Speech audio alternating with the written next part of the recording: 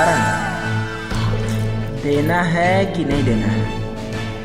अगर नहीं दे सकते तो ये घर बेच दो। जाइए। अगर 2 दिन के अंदर पैसे नहीं दिए ना, पैसे दिए हैं कोई खिलवाड़ नहीं। अरे बाबूजी, तू कौन है? हाँ, आपको आदमी से मतलब है या पैसे से?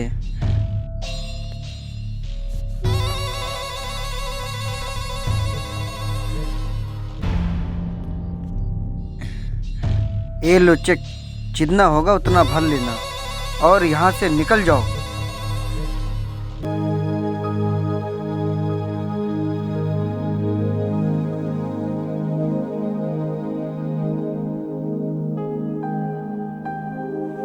तुम कौन हो बेटा?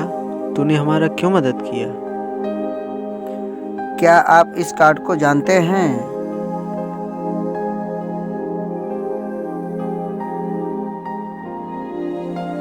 धन्यवाद बेटा, तूने मेरा इज्जत बचाया।